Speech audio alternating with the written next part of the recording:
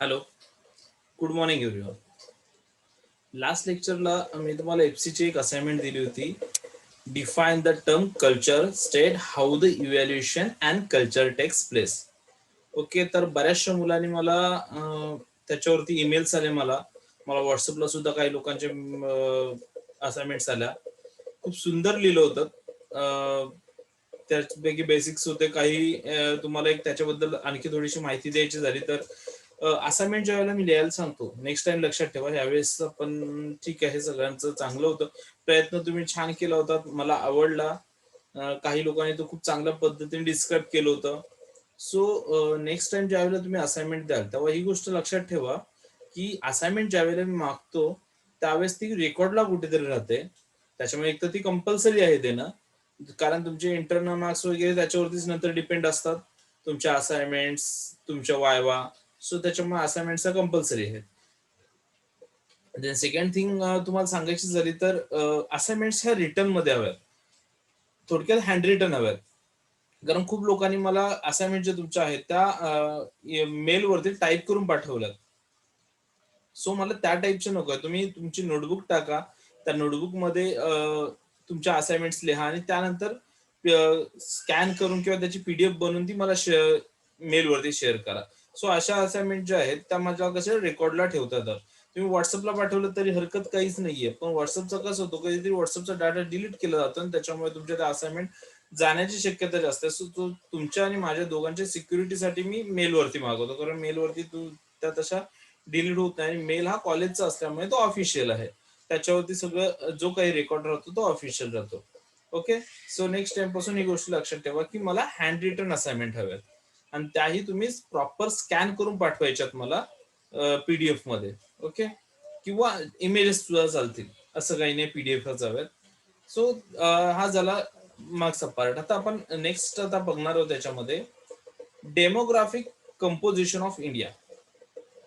Demographic composition याला जर थोडक्यात डिफाईन करायचं म्हटलं तर तुम्ही काय करणार? डेमोग्राफिक इंडियाचं मिनिंग जर मी तुम्हाला विचारलं तर तुम्ही काय सांगू शकाल? थोडक्यात लाईफस्टाईल. मग लाईफस्टाईल मध्ये काय येतं एक्झॅक्ट बघूयात आता. डेमोग्राफिक और demographic data as the characteristics of human population. Demographic can be define as the study of the size. काय काय डेमोग्राफी मध्ये काय काय येतं? Study of the size, growth, age and geographical distribution of human population. मग काय काय येतं त्याच्यात? साईज, ग्रोथ, कशा पद्धतीने ग्रोथ होते, देन एज, वय, and geographical distribution of human population. म्हणजे थोडक्यात ह्युमनच्या लाईफस्टाईल विषयी येतं की त्यांची ग्रोथ कशी होते, त्यांचा साईज कशी आहे, त्याचं एज किती आहे, आणि geographical distribution of human population, आणि ह्युमन कशा पद्धतीने जॉग्राफिकल एरियामध्ये डिस्ट्रीब्युट केलेलं आहे. Then and birth, death, marriages. मग त्याच्यामध्ये येतं बर्थ, डेथ, जन्म कधी झाला, मृत्यू कधी झाला, मॅरेज, लग्न कधी झालं, अँड मायग्रेशन ऑफ पॉप्युलेशन. आणि लग्नाच्या नंतर मग कुठे मायग्रेट झालं असेल किंवा काही प्रॉब्लेम्समुळे मायग्रेट झालं असेल, मायग्रेट झालेलं पॉप्युलेशन. सो अशा पद्धतीने डेमोग्राफिक मध्ये या वेगवेगळ्या पार्ट्स मधले हे जे सगळे पार्ट्स आहेत जे आता मी तुम्हाला सांगितले, हे सगळे डेमोग्राफी मध्ये इन्क्लूड होतात. Then demographic trends describe the changes in demographic in a population over time. Demographic trends describe the changes in demographic in a population over time. So वेळेनुसार पॉप्युलेशन मध्ये जे काही डेमोग्राफिक चेंजेस होतात ते कशात येतात? डेमोग्राफिक ट्रेंड्स मध्ये. This types of data are use widely. आता हा डाटा कुठे यूज होतो? Widely while formulating policy in the field of sociology. ज्या वेळेला काही सामाजिक पॉलिसी ठरवल्या जातात, सोशल पॉलिसीज ठरवल्या जातात, त्याच्यानंतर पब्लिक पॉलिसी काही ठरवल्या जातात, अँड मार्केटिंग चेंज मार्केटिंग किंवा मार्केटिंगसाठी, and change in Indian demographic trends are seen in the census survey conducted after every 10 year. So या गोष्टी कुठे कुठे यूज केल्या जातात? जर दर 10 वर्षांनी आपण जी जनगणना करतो त्यालाच आपण इंग्लिशमध्ये म्हणतो सेन्सस. सो त्यावेळेस हा सगळा डाटा त्यांच्याकडे, आता मागच्या वेळेस हा डाटा सगळा स्टोअर केला जातो. तर मागच्या वेळेस सेन्सस कधी झाला होता? सो 2011 ला. त्याच्या आधी 2001ला. सो दर 10 वर्षांनी ते होतं. आता कधी होईल? सो नेक्स्ट इयरला होईल कदाचित 2021ला. सो त्यावेळेस हा सगळा डाटा स्टोअर केला जातो किंवा हा सगळा रेकॉर्ड जो आहे तो पुन्हा एकदा कलेक्ट केला जातो. So we shall know see the demographic trends in the composition of population on the basis of religion, caste, gender and language. आता हा जो demographic trend composition of population is कोणत्या बेसिसवर गोळा केला जातो, तर तो आहे religion, caste, gender and language. आता या चार गोष्टी ज्या आहेत काय, religion, caste, gender and language, ह्या आपण सेपरेटली पुन्हा स्टडी करणार आहोत. This will also show us as to how Indian society is multicultural and pluralistics. So याच्यामुळेच काय म्हटलंय की आपल्या इंडियाला मल्टीकल्चरल, जे आपण आधी पाहिलं, किंवा प्लुरॅलिस्टिक म्हणून म्हटलं गेलंय. आता आपण बघूयात, India is a lingual society. India is a multilingual society. Multilingual म्हणजे काय, तर मल्टी लँग्वेजेस. इंडियामध्ये तुम्हाला माहिती आहे की खूप साऱ्या लँग्वेजेस बोलल्या जातात आणि हे इंडियाचं एक वैशिष्ट्य आहे. आलं लक्षात की या इंडियामध्ये खूप साऱ्या लँग्वेज ऍट अ टाइम वेगवेगळ्या जॉग्राफिकल एरियामध्ये बोलल्या जातात. मग आता बघूयात, languages is a vital tool for टाईंग the society together. Language आहे की ती सोसायटीला एकत्र करण्याचं काम करते. ज्यावेळेला तुमची आमची भाषा एकमेकांना समजायला लागते त्यावेळेस आपण त्या ठिकाणी राहण्यासाठी पात्र होतो. सपोज एखादा बाहेरून कोणतरी पर्सन आलेला आहे किंवा बाहेरच्या स्टेट मधून, त्याला जर इथे महाराष्ट्रात आलाय तो जॉब करण्यासाठी, त्याला जर मराठी किंवा हिंदी कोणतीच लँग्वेज येत नाहीये, तो जास्त काही इथे राहू शकेल का? नाही. कारण त्याला जर तो काय बोलतो हे जर तुम्हाला समजत नाही, तुम्ही काय बोलताय जर त्याला समजत नाही, तर तो तुमच्या सोसायटीत मॅच करू शकत नाही. सो ज्या लोकांची लँग्वेज सेम आहे किंवा ज्या लोकांचं कम्युनिकेशन एकमेकांना समजतं, त्यांच्या लँग्वेजेस एकमेकांना समजतात, त्याच वेळेस मिळून एक सोसायटी तयार होते. आलं लक्षात? सो सोसायटीला एकत्र ठेवण्याचं काम कोण करतं? Language. Not only is the means of communicating through an ideas, but it's forgets friendship, cultural ties and economic relationship. आता याच्यामुळे काय होतं की फक्त कम्युनिकेशन साठी नाहीये ही लँग्वेज यूज करत, तर काय म्हटलं, फ्रेंडशिप साठी किंवा कल्चरल टाईज साठी अँड इकॉनॉमिक टुगेदर. आणि इकॉनॉमिक जर एकत्र इकॉनॉमिक रिलेशन जर ठेवायचे असेल तर लँग्वेजची गरज आहे. Through out history many have reflected on the importance of language. आता आपल्या हिस्ट्रीमध्ये ह्या लँग्वेजची इम्पॉर्टन्स सांगितलेले आहेत. For instance, John scooter mill and said that language is the light of the mind. John Stuart मिलने काय म्हटलेलं आहे? Language is the light of mind. Language म्हणजे माइंड मधली, तुमच्या मेंदू मधली एक लाईट आहे, प्रकाश आहे, की ज्याच्यामुळे तुम्हाला गोष्टी अंडरस्टँड होतात समोरच्या, ज्याच्यामुळे तुम्हाला समोरच्याला गोष्टी समजवता येतात. आलं लक्षात? ज्यावेळेला समोरचा काहीतरी, आता आज मी टीचर आहे किंवा प्रोफेसर आहे, मी तुम्हाला काहीतरी शिकवतोय, हे तुम्हाला कधी कळेल? ज्यावेळेस मी बोलेन आणि मी बोललेली माझी लँग्वेज ज्या वेळेला तुम्हाला कळेल, त्याच वेळेस तुम्हाला समजणार आहे की मी काय बोलतोय. सपोज मी शिकवतोय आणि तुम्हाला काही कळतच नाही, माझी लँग्वेजच समजत नाही, तर त्याचा फायदा आहे का? नाही. आणि ज्यावेळेला तुम्ही काहीतरी बोलाल त्यावेळेस मला कळणार आहे की तुम्हाला एक्झॅक्ट काय बोलायचं आहे. त्याच्यामुळे असं म्हटलेलं आहे की language is the light of mind. आलं लक्षात? देन आता लँग्वेज बद्दलची थोडी हिस्ट्री आपण बघूयात की लँग्वेजेस आल्या कुठून. Linguistic diversity in India are well non.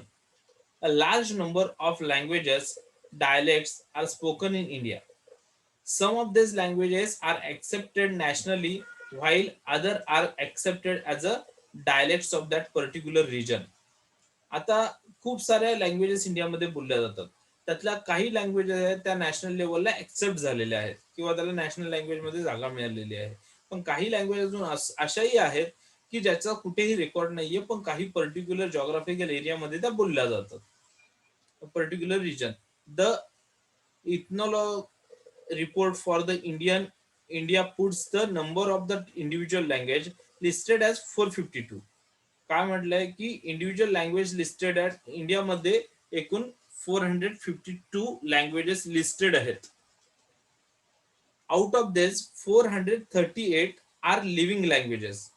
म्हणजे काय की 438 लँग्वेजेस आहेत त्या बोलल्या जातात अजूनही. अजूनही अस्तित्वात आहेत, are living languages and 14 have two non speakers. आणि 14 ज्या आहेत त्या काही लोकांना माहिती आहेत पण त्या रेग्युलर बोलल्या जात नाही. ओके, सो अशा पद्धतीने टोटल इंडियामध्ये लँग्वेज आहेत 452. हे लक्षात ठेवा, हे तुम्हाला ऑब्जेक्टिव्हला येऊ शकतं. द 450 टोटल लँग्वेज किती आहेत इंडियामध्ये? 452. Out of this 438 are living languages and 14 have no uh, known have no known speakers. आलं लक्षात? सो किती लोकांना अजून माहिती नाहीये. Then the Indian languages belong to 4 language families. ह्या ज्या इंडियन लँग्वेजेस आहेत ते 4 कोणत्या 4 लँग्वेज फॅमिलीज की मेन 4 लँग्वेज फॅमिलीज मधून आलेल्या आहेत. मग या फॅमिलीज कोणत्या? त्यातला पहिला येतो इंडो आर्यन. इंडो आर्यन म्हणजे काय? So branch of Indo European म्हटलेलं आहे. सो इंडो आर्यन म्हणजे काय किंवा इंडो आर्यन ही आली कुठून?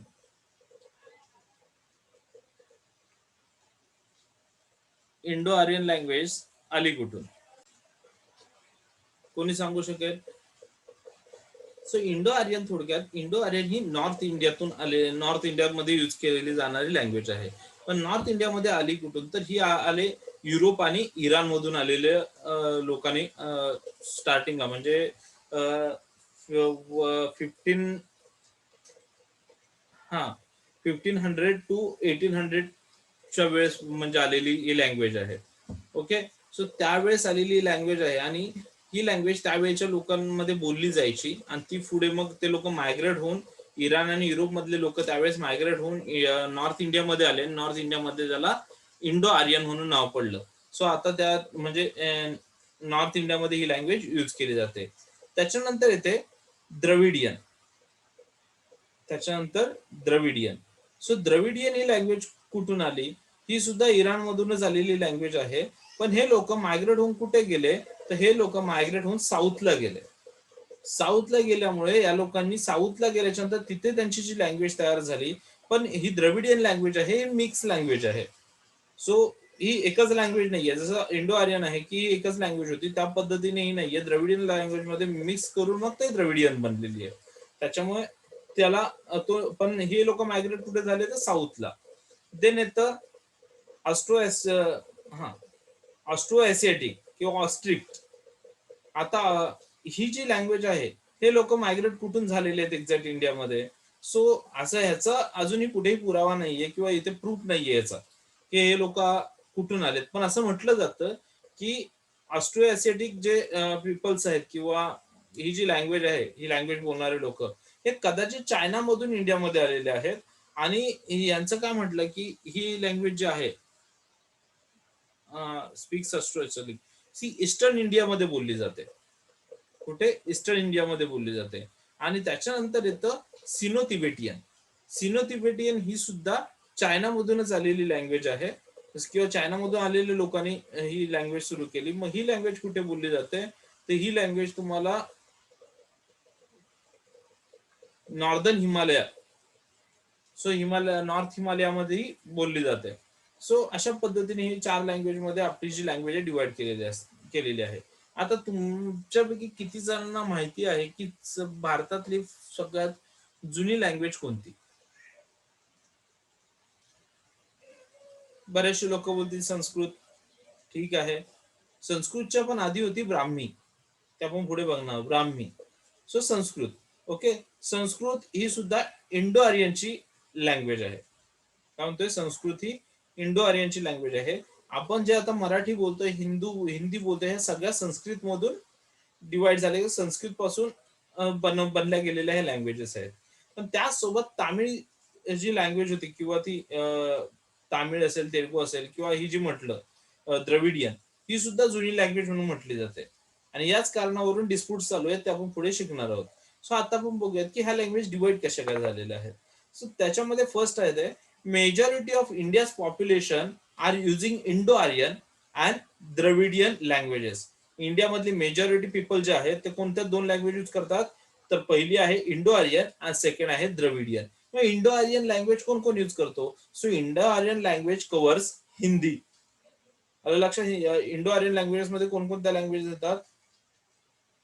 Hindi, then Gujarati, then Marathi, Bengali, Oriya, Bihari, Rajasthani, Asami, Sanskrit, Kashmiri and Punjabi. आलं लक्षात? या 10 लँग्वेजेस ज्या आहेत त्या कुठून आलेल्या आहेत? इंडो आर्यन लँग्वेजेस त्यांना म्हटलं जातं. देच लँग्वेजेस कव्हर अबाउट. आता ह्या ज्या लँग्वेज आहेत ह्या इंडियामधल्या 72% पॉप्युलेशन जो आहे नॉर्थ अँड सेंट्रल रिजन मधला, म्हणजे नॉर्थ मधला म्हणजे हे युपी बिहार वगैरे ते सगळं, आणि सेंट्रलला जसं आता सेंट्रल वेस्टर्नला आपण पण येतो. सो ह्या ज्या लँग्वेज आहेत ह्या महाराष्ट्राच्या बाहेर म्हणजे महाराष्ट्राच्या पासून खाली गेलात तुम्ही तर तुम्हाला ह्या सगळ्या लँग्वेजेस बघायला मिळतील. त्याला म्हटलं जातं Indo Aryan. Then the Dravidian languages of South India. आता हे द्रविडियन लँग्वेजेस ज्या आहेत त्या साऊथ इंडियामध्ये बोलल्या जातं, मग अशी मी सांगितलं. सो साऊथ इंडिया मधल्या कोणकोणत्या लँग्वेजेस ह्याच्यात इन्क्लूड होतं? India had a history independent of Sanskrit. म्हणजे ह्याच लँग्वेजचं काय म्हटलेलं आहे की ह्याच्या साऊथ इंडियामध्ये जी द्रविडियन लँग्वेज आहे ती संस्कृतवरती डिपेंड नाहीये, ती सेपरेट लँग्वेज आहे. So the major Dravidian language are, मग त्याच्यातल्या द्रविडियन लँग्वेज कोणकोणते येतात? तामिळ, तेलुगू, कन्नडा अँड मल्याळम. तामिळ, तेलुगू, कन्नड आणि Malayalam. These languages cover over 25% of the population. Indian population मधल्या 25% पॉप्युलेशन जे आहे ते द्रविडियन लँग्वेज यूज करतात. 72% हिंदी लँग्वेज यूज करतात किंवा इंडो आर्यन लँग्वेज यूज करतात. आता तुम्हाला पुढे आपण हा डिस्प्यूट्स बघणार आहोत, पण त्याच्या आधी मी सांगतो, तुम्ही कधीतरी साऊथ इंडियामध्ये गेलात म्हणजे मग केरळ असेल किंवा बराचसा पार्ट आहे तिकडे, तिकडे जर तुम्ही गेलात तर तुमच्या एक लक्षात येईल की जसं आपण मराठीला और कधीतरी हिंदी वापरतो, जर एखाद्याला मराठी नाही समजलं तर लगेच आपण हिंदीत बोलतो, त्या पद्धतीने तिथे हिंदीला जागाच नाहीये साऊथ मध्ये. तिथे तुम्हाला त्यांच्या लोकल लँग्वेजला और ते इंग्लिश बोलतात. त्यांनी हिंदीला ऍक्सेप्टच केलेली आहे, आणि का नाही केली ते आपण पुढे त्याचा डिस्प्यूट्स आहे मोठा, तो आपण बघणार आहोत. सो त्याच्यानंतर येतं some ethic groups in Assam and other parts of eastern India speaks Austro Asiatic languages. आता आसाम मध्ये वगैरे जे लँग्वेजेस यूज केल्या जातात त्या या ग्रुप मधल्या आहेत, Austro Asiatic. Then people in the northern Himalaya region and near the Burmese border speaks Sino Tibetan language. मग हिमालयामध्ये वगैरे जे आहेत त्या सिनो तिबेटियनचं चौथा आपला फॉर्म हे आहे, पार्ट आहे. त्या पद्धतीची जी लँग्वेज आहे सिनो तिबेटियन ती त्या ठिकाणी म्हटली जाते. And few minor languages families and isolated too are spoken. आणि बाकीच्या काही छोट्या छोट्या लँग्वेजेस आहेत त्या पर्टिक्युलर जॉग्राफिकल एरियामध्येच बोलल्या जातात. The written form of language of script come from an Asian Indian script call Brahmi. म्हणजे ह्या ज्या लँग्वेज लिहिल्या गेल्या त्या लिहिण्याची जी टेक्निक आहे ती कुठून आली तर ती फार जुनी लँग्वेज, मग असे म्हटल्याप्रमाणे ब्राह्मी. सो ब्राह्मी लिपी जी होती, ब्राह्मी फॉन्ट जो होता त्याच्यामुळे ह्या लँग्वेज ज्या आहेत त्या रिटर्न फॉर्म मध्ये आल्या किंवा स्क्रिप्ट फॉर्म मध्ये लिहू शकतो आज आपण. देन येतं official language at the centre and state. आता सेंट्रल गव्हर्नमेंट आणि स्टेट गव्हर्नमेंटला किंवा सेंटरला किंवा स्टेटला ऑफिशियल लँग्वेजेस कोणकोणत्या यूज केल्या जातात? So Indian official follows 3 language policy. Indian official जे आता इंडियाचं सेंट्रल गव्हर्नमेंट आहे किंवा स्टेट गव्हर्नमेंट आहे, सो इंडियामध्ये 3 लँग्वेज पॉलिसी यूज केली जाते. मग 3 लँग्वेजेस कोणकोणत्या? तर त्याच्यातली फर्स्ट येते the official language of the Indian union is standard Hindi with English. पहिली काय आहे? So the official language of the Indian union is standard Hindi with English. So Hindi सगळ्यात आधी लक्षात घ्या, हिंदी सोबत इंग्लिश सोबत as the secondary official language. Hindi ही सेकंडरी ऑफिशियल लँग्वेज आहे. According to census record of 2001, 2001च्या सेन्सस रेकॉर्ड नुसार 41.03% of the population speaks Hindi. 41.03% population इंडियाचं आहे त्याच्यापैकी जेवढं पॉप्युलेशन इंडियाचं आहे त्याच्यापैकी 41.03% पॉप्युलेशन हिंदी बोलू शकतं. त्याच्यामुळे हिंदी ही पहिली लँग्वेज, सेकंडरी लँग्वेज झाली, पण ऑफिशियल लँग्वेज मध्ये फर्स्ट नंबरला आली. सेकंड येतं English has a federal status of associate subsidiaries official language and as per the census record 2001 26.79% of the population can speak English. Census record नुसार 79% population जे आहे इंडियाचं ते इंग्लिश बोलू शकतं. सो त्याच्यामुळे English has a federal status of associated subsidiaries official language. So त्याच्यामुळे official language जी आहे सेकंड ती इंग्लिश बनवली गेली. पहिली Hindi, second English, and third one further the status have their own official language or languages. In India state boundaries are largely drawn based on linguistic groups. आता इंडियामध्ये जे आहे की ह्या भाषावर प्रांत लँग्विस्टिक ग्रुप्स बनवलेले आहेत. So this decision led to the preservation and continuation of local ethnic linguistic subcultures expect the Hindi belt, which is itself divided into many states. Thus, most states differ from one another in language, culture, cuisine, clothing, literary style, architecture, music, and festivities. It is interesting to note that neither the Constitution of India nor any Indian law defines any national languages. So किंवा आता याच्या third language जी आहे ती third language कोणती आहे मग, तर प्रत्येक स्टेटच्या बाउंड्री वाईज लँग्वेजेस आहेत. सो तिथली जी लोकल लँग्वेज आहे ती थर्ड लँग्वेज म्हणून त्यांनी ग्राह्य धरलेले. सो अशा थ्री लँग्वेज पॉलिसी जी आहे ती इंडियामध्ये यूज केली जाते ऑफिशियल लेवलला. आता या लँग्वेजचं जर थोडक्यात तुम्हाला सांगायचं झालं तर तुम्हाला माहिती आहे का, सुरुवातीला ज्यावेळेला महाराष्ट्र जो होता तो आपला सेपरेट प्रांत होता म्हणा, त्यावेळेस त्यावेळेस काय झालं की मुंबईवरून खूप वाद चालू होते ज्यावेळेला इंडिया इंडिपेंडन्स झाला, की मुंबई एक्झॅक्ट कोणाच्या ताब्यात द्यायचा. गुजरात सुद्धा जवळ आहे, सो गुजरात म्हणवता की आमच्या ताब्यात यावा, महाराष्ट्र म्हणवता आमच्या ताब्यात यावा. सो ज्यावेळेला स्वतंत्र महाराष्ट्राची घोषणा केली त्यावेळेस त्याच्यामध्ये ते सेंट्रल गव्हर्नमेंट जे होतं त्यावेळेचं काँग्रेसचं, ते महाराष्ट्र द्यायला तयार नव्हतं. सॉरी, मुंबई महाराष्ट्राला द्यायला तयार नव्हते. ह्या डिस्प्युट्स मध्ये मग त्यांनी शेवटी जाऊन एक असा निर्णय घेतला की मुंबई जो आहे तो केंद्रशासित प्रदेश राहील, म्हणजे थोडक्यात सेंट्रल गव्हर्नमेंट तो हँडल करेल, तो कोणत्याही स्टेटकडे नसेल. मग त्याच्यावरती खूप सारे डिस्प्यूट झाले. ज्या पद्धतीने आता मराठा आरक्षण होतंय त्याच्यात त्या पद्धतीने त्यावेळेस खूप सारे आरक्षण झाले आणि खूप साऱ्या लोकांनी त्याच्यामध्ये आपले हुतात्मा झाले. सो याच्या नंतर शेवटी फायनली ज्या वेळेला त्याचा कुठेतरी निगेटिव्ह इम्पॅक्ट पडायला लागला सोसायटीवरती या सगळ्या गोष्टींचा, त्यावेळी इंदिरा गांधी जे होत्या त्यांनी नेहरूंना एक विनंती केली होती की जर महाराष्ट्राला, मुंबईला महाराष्ट्राचं कल्चर आहे, मुंबईमध्ये जर महाराष्ट्रीयन लँग्वेज बोलली जाते, मग आपण जर लँग्वेस्टिक ग्रुप्स नुसार जर आपण स्टेट्स बनवतोय तर या सगळ्यामध्ये मुंबई महाराष्ट्रात का नाही देऊ शकत, आणि याचं कुठेतरी आपल्याला कुठेतरी नुकसान सहन करावं लागतं. हे ज्या वेळेला त्यांनी पटवून दिलं त्याच्यानंतर मुंबई महाराष्ट्रामध्ये दिली गेली आणि मुंबईचे जे पहिले मुख्यमंत्री होते ते यशवंतराव चव्हाण त्यावेळी झाले.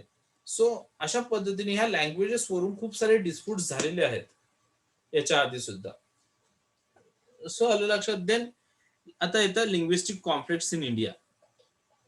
During the British rule, English was used for most official purpose, both at the federal level and in various provinces. की ज्यावेळेला ब्रिटिश होते त्यावेळेस इंग्लिश जी होती ती ऑफिशियल पर्पज साठी यूज केली जायची. After independence the Indian constitution adopted in 1950 adopted Hindi as a official language. आणि मग 1950ला ज्या वेळेला कॉन्स्टिट्यूशन तयार झालं आपलं, तेव्हा त्याच्यामध्ये हिंदीला आपली ऑफिशियल लँग्वेज बनवली गेली. In late 1964, an attempt was made and expressly provided for an end to the use of English, but it was met with protest from states such as Tamil Nadu, Kerala, West Bengal, Karnataka, Pondicherry, and Andhra Pradesh. Some of these protests also turned violent. As a result, the proposal was dropped, and the Official Language Act 1963 itself was amended in 1967 to provide that the use of English would not be ended until a resolution to that effect was passed by the legislature of every state that had not adopted Hindi as its official language, and by each house of the Indian Parliament. काय म्हटलं गेलंय की त्याच्यानंतर constitution मध्ये Hindi language आणली. आता मी मगाशी तुम्हाला सांगितले हिंदीवरून डिस्प्यूट चालू आहेत म्हणून, किंवा मी तुम्हाला सांगितले की साऊथची लोक हिंदी का बोलत नाही, किंवा ते हिंदी का एक्सेप्ट करत नाही. सो हा जो मी मगाशी म्हणालो की संस्कृत मधून आलेली आपली जी लँग्वेज आहे ही हिंदी म्हणा किंवा मराठी म्हणा, सो ही Indo Dravid sorry Indo Aryan language आहे, आणि जी तामिळच्या बाजूची त्या साईडची जी लँग्वेज आहे ही आहे Dravidian. So Indo Aryan language जी आहे ती संस्कृतवरती डिपेंड आहे किंवा संस्कृत रिलेटेड आहे. ती द्रविडियन लँग्वेज इंडिपेंडेंट आहे, ती संस्कृतवरती डिपेंड नाहीये.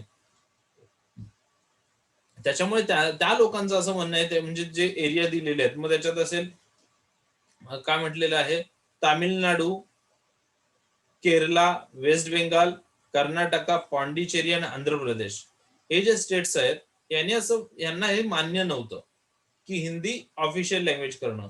कारण त्यांचं म्हणणं की आमच्या जर लँग्वेजला कुठेही या इंडो आर्यनचा टच नाहीये तर ती लँग्वेज तुम्ही ऑफिशियल कशी करू शकताय. सो या गोष्टीमुळे खूप सारे डिस्प्यूट झाले आणि मग 1963 ला अमेंडमेंट मध्ये चेंज झाली, कॉन्स्टिट्यूशन मध्ये चेंज झाली. आणि काय म्हटलं, it self was amended in 1967. So 1967 मध्ये एक नवीन अमेंडमेंट झालं to provide that the use of English would not be ended. So इंग्लिशचा यूज बंद करू नका, तो चालू ठेवा. आणि काय म्हटलं, would not be ended until a resolution to that the effect was passed by the legislature of every state that had not adopted Hindi as a official language. जोपर्यंत प्रत्येक स्टेट हिंदीला ऑफिशियल लँग्वेज मान्य करत नाही तोपर्यंत हिंदीचा इंग्लिशचा यूज जो आहे तो कमी करायचा नाही, हिंदीचा यूज संपणार नाही. सो हा एक 1967 ला एक नवीन अमेंडमेंट झाला and by each house of the Indian parliament. So Indian parliament मध्ये हा प्रत्येक ठिकाणी हा यूज करण्यात आला amendment. The legal framework governing the use of language for official purpose currently includes the Constitution, the Official Language Act 1963, Official Languages Used for Official Purpose of the Union Rules 1976, and the various states laws as well as rules and regulations made by the union government and the state government. So तिथल्या जे local languages होत्या त्याच्याविषयी जे काही तिथल्या official language विषयी जे काही रूल्स रेग्युलेशन बनवायचे होते ते कुणी युनियन गव्हर्नमेंट आणि स्टेट गव्हर्नमेंटने त्या ठिकाणी तसे लँग्वेज रूल लागू केले. The Indian Constitution does not specify the official language to be used by the state for the conduct of their official function. As far as states are concerned, they are legally recognize their own official language depending on their linguistic demographic. The language may be one of those listed in the 8th schedule. For example, the state of Maharashtra has Marathi language listed in the 8th schedule as its sole official language. However, languages such as Kukborok in Tripura, Mizo in Mizoram, Khasi, Garo, and Gentia in Meghalaya, and French in Pondicherry are not listed in the 8th schedule. Yet they are the official language of above states. The inclusion of three languages formula points to the all-inclusive and assimilated characteristics of Indian society. आता त्याच्यानंतर काय केलं की प्रत्येक स्टेटने आपली एक official जी काही national language आहे किंवा स्टेट लँग्वेज आहे ती रजिस्टर केली आणि त्या पद्धतीने लिस्ट तयार केली. जसं की महाराष्ट्रासाठी मराठी, त्या पद्धतीने मग याच्यामध्ये फक्त त्याने इथे जे सांगितलंय Kokborok in Tripura, Mizo in Mizoram, Khasi, Garo, and Jaintia in Meghalaya, and French in Pondicherry are not listed in the English schedule, 8th schedule. So 8th schedule मध्ये ह्या लँग्वेजेस इन्क्लूड केल्या गेल्या नाहीत. मराठी सारख्या ज्या लँग्वेज होत्या की ज्या खूप लोक तिथले खूप मोठं पॉप्युलेशन बोलतं, सो अशा लँग्वेजेसला तिथल्या याच्या लिस्टमध्ये 8th शेड्यूल मध्ये नॅशनल लँग्वेजच्या लिस्टमध्ये ऍड केली गेली. 8 they are the official language of the above states, की ते आणि ते त्या ज्या लँग्वेजेस यूज लिस्टेड झाल्या त्या तिथल्या स्टेटच्या ऑफिशियल लँग्वेज म्हणून यूज केल्या गेल्या. The further underline the unity in diversity of our country, state and local authorities are required to endeavor to provide primary education in the mother tongue for all linguistic minorities, regardless of whether or not their language is in official in that state. And under Article 350A, the President has to power to issue direction she or he deems necessary to ensure that they are provided as facilities. So याचं meaning काय आहे, तर याचं meaning असं म्हटलंय की ज्या languages listed नाही आहेत पण त्या बोलल्या जातात, सो अशा लँग्वेजेसकडे लक्ष देण्याचं काम, किंवा अशा लँग्वेजेस जर येत नसतील तर त्या लोकांना त्या लँग्वेजेस तिथल्या सपोज लिस्टेड लँग्वेज आहेत, तर काही लोकांना जे येत नसतील तर त्यांना त्या शिकवण्याचं काम हे कोणाचं, त्याचे आदेश काढण्याचं काम कोणाचं आहे, तर राष्ट्रपतीचं आहे. राष्ट्रपती कधीही त्याचे काय करू शकतो की त्यांना ट्रेनिंग किंवा त्यांच्यासाठी कोणतेही पॉलिसीज तयार करू शकतात. सो त्याच्यानंतर 8th schedule of the constitution. So 8th schedule जो आहे कॉन्स्टिट्यूशनचा तो आपण नेक्स्ट लेक्चरला बघूयात. आता जर तुम्हाला काही प्रॉब्लेम असेल तर तो शेअर करा किंवा काही डाऊट्स असतील तर विचारा. ओके. आणि आता मी काही तुम्हाला असाइनमेंट आधी देत नाहीये, आपला पुढचा पार्ट झाला ना की मी तुम्हाला असाइनमेंट देईन. ओके. थांबूयात आता.